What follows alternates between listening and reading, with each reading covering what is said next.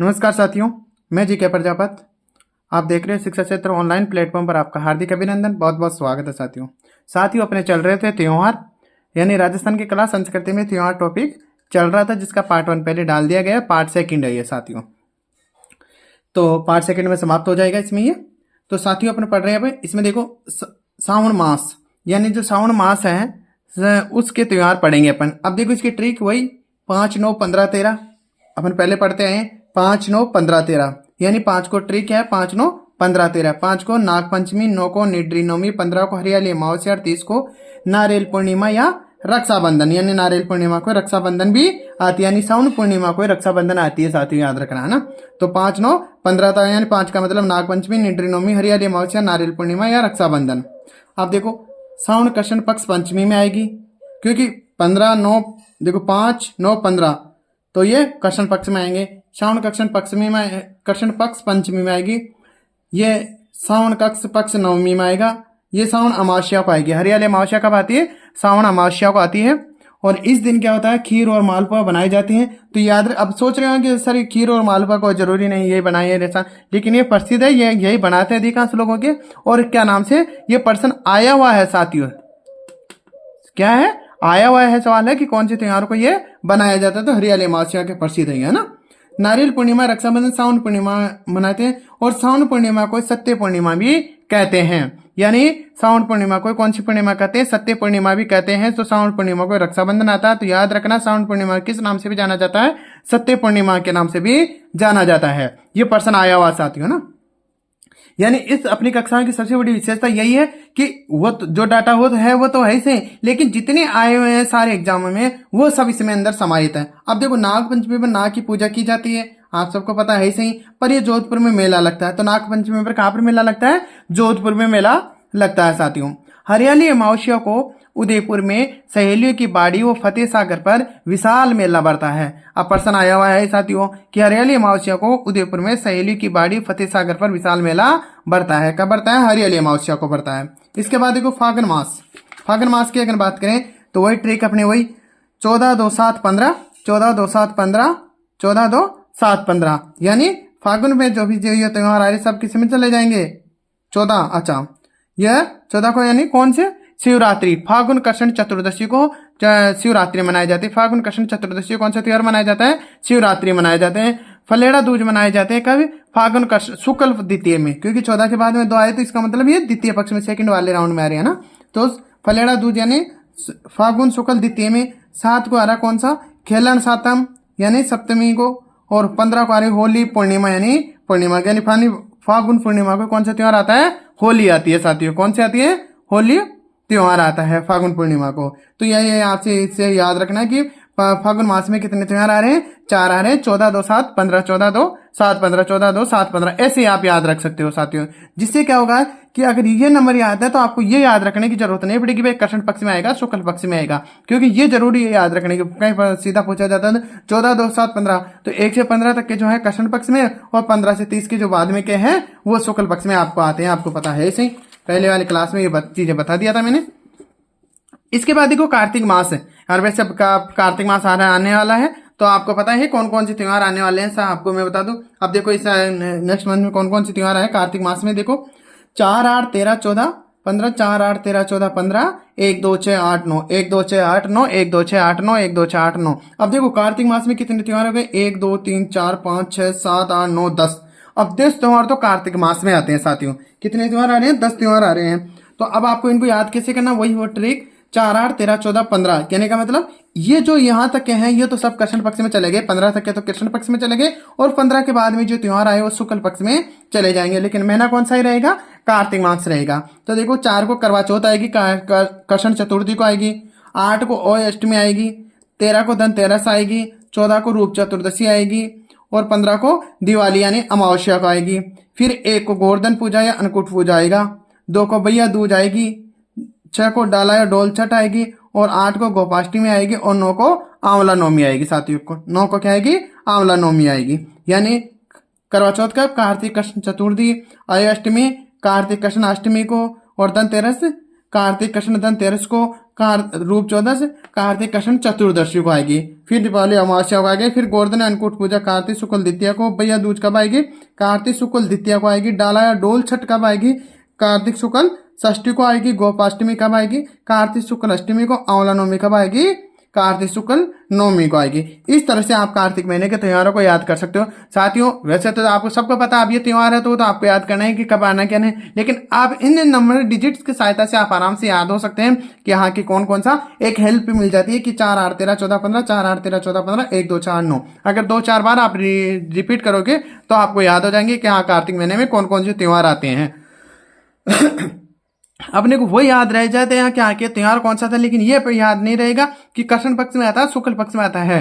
तो याद करने के कई तरीके होते हैं, सब अपने अपने हिसाब से याद करते, तो आप में मेरे हिसाब से ये बेस्ट तरीका है, आप याद रख सकते हो। अब इसके बाद देखो भैया दूज को यम द्वितीया भी मनाई जाती है, यानी भैया दूज को यम द्वितीया भी मनाई जाती है। ये पर्सन आया हुआ साथियों, और तो आए हुए जो कौन सा त्योहार कब मनाया जाता है ये तो आए हुए हैं ही सही, लेकिन इसके अलावा जो अलग से पूछा जाता है जैसे भैया दूज को यम द्वितीया भी मनाई जाती है, तो याद रखना कि भैया दूज को ही यम द्वितीया भी मनाई जाती है, यानी यम द्वितीया भी कहते हैं, ये कह सकते हो आप। आंवला नवमी को क्या होता है कि दिन आंवले की वृक्ष की पूजा की जाती है। अब आंवला नवमी के दिन किसकी पूजा की जाती है? आंवले के वृक्ष की पूजा की जाती है। उसके बाद देखो साथियों तीज। तीज तो कितनी है रे साथियों? 3 ही है तीज तो। तीज तो कितनी है? 3 ही है। 3 में भी कैसी है? तीज कैसी है रे? 3 ही है तीज, और तीनों की तीनों कैसी है? गोरी है साथियों। तीज कैसी कितनी है?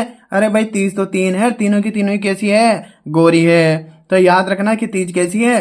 गोरी है। तीनों जितने 3 तीज है तीनों कैसी है? गोरी है। कौन सी तीज? देखो एक तो आती है आका तीज साथियों, आपको पता है आका तीज आती है। उसके बाद छोटी तीज और बड़ी तीज अपन पढ़ते ही हैं। तो आका तीज जो आप खूब शादी ब्याह खूब लड्डू खाते उस दिन शादी के दिन, तो आका तीज यानी वैशाख शुक्ल तृतीया, छोटी तीज साउन शुक्ल तृतीया, और बड़ी तीज भाद्र शुक्ल तृतीया। तो वैशाख साउन भादवा वैशाख है ना। तो कहने का मतलब आपको इस तरह से भी आप याद रख सकते हो कि छोटी तीज साउन पहले आएगी, फिर बड़ी तीज भादवा, और आका तीज तो लास्ट में आती है, आपको पता है वैशाख में आती है। तो इस तरह याद रख सकते हो। तो तीज को एक सबसे बड़ी विशेषता तो क्या है, अब ये याद करने की आपको जरूरत नहीं पड़ेगी कि शुक्ल पक्ष में आती है कौन सी में। तीज का मतलब तृतीय को तो आती है, ये तो ये आपको पता है ही सही, लेकिन इसके साथ में आपको ये याद हो गया कि तीज कितनी है? 3 है, तीनों की तीनों कैसी है? गोरी है। तीज कितनी है? 3 है, तीनों की तीनों गोरी है। आका तीज, छोटी तीज और बड़ी तीज। छोटी तीज पहले सावन माह में आएगी, और बाद में बड़ी तीज आएगी, और वैशाख में आका तीज आएगी साथियों।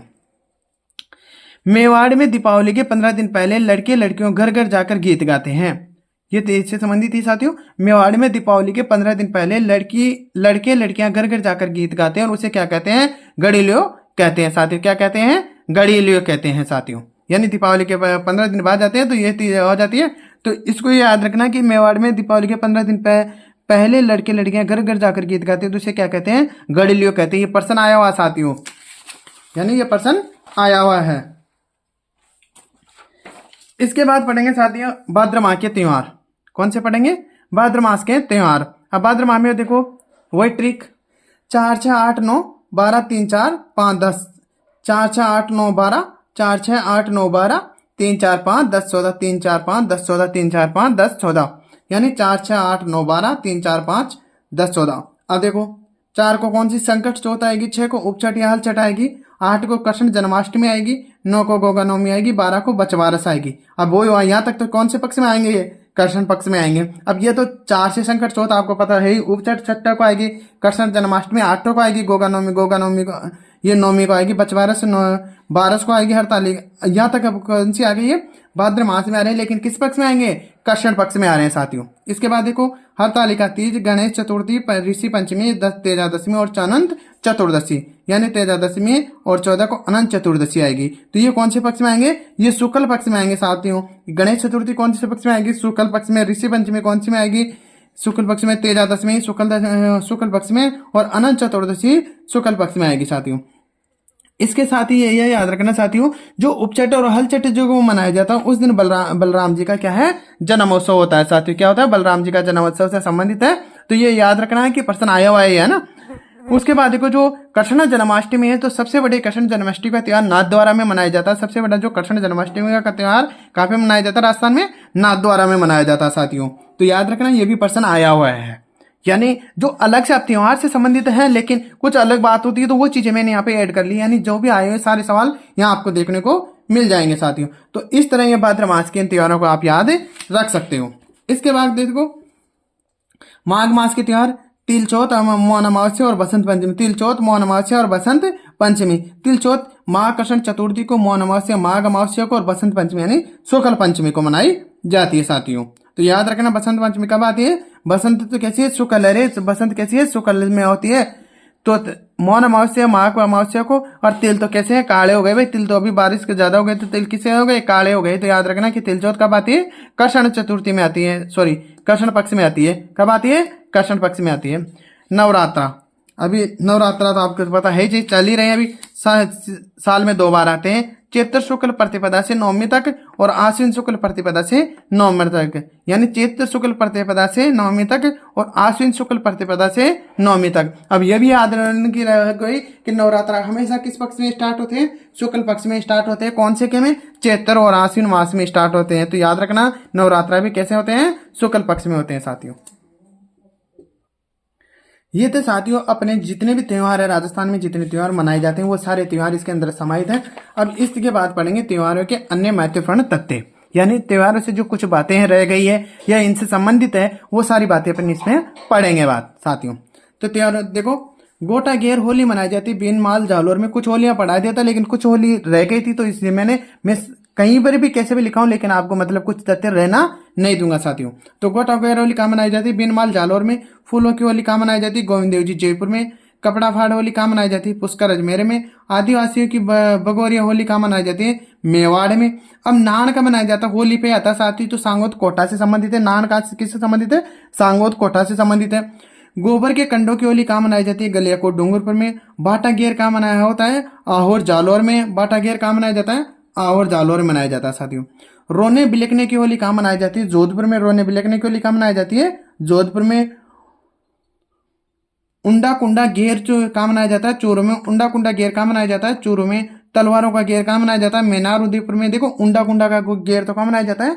चूरू में। और तलवारों का घेर कहाँ मनाया जाता है? उदयपुर में। मुसल घेर कहाँ मनाया जाता है? गाणेराव पाली में। मुसल घेर कहाँ मनाया जाता है? गाणेराव पाली में। तितलिया घेर अलोर में। तितलिया घेर अलोर में। इलोजी की सवारी बाड़मेर में। इलोजी की सवारी बाड़मेर में। कहाँ मनाई जाती है साथियों? बाड़मेर में। इसके बाद देखो साझी पूजन। साझी पूजन के रूम में पार्वती की पूजा की जाती है। तो याद रखना साझी किसका प्रतीक है? पार्वती का। साझी किसका प्रतीक है? पार्वती का। साझी पूजन कुंवारी कन्याओं से संबंधित है। याद रखना कि साझी पूजन किससे संबंधित है?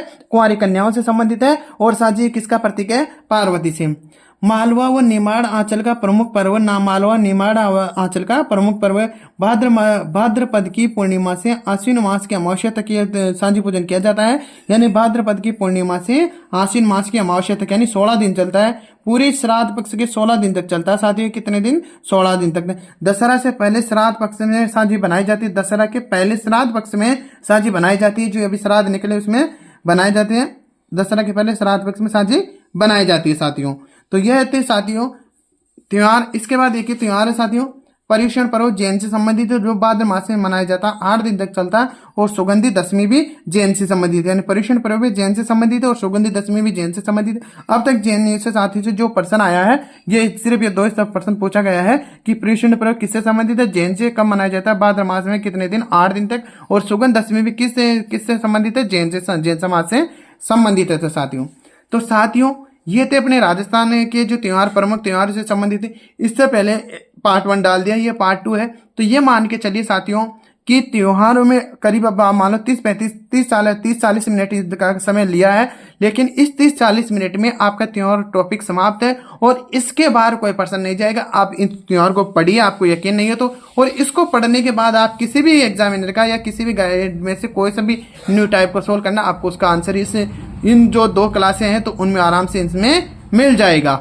यानी एक आदि कभी हो तो हो, नहीं तो बाकी हर एक जितने भी आए हुए सारे पर्सन सब यहाँ पर मिलने जाएंगे। अगर कोई रह गए, मतलब अगर कोई तथ्य रह भी जाता है तो मैं इसको अलग से लिख लेता हूँ साथियों, ताकि आपको कोई भी पर्सन नहीं तो आप आराम से इनको पढ़ सकते हो।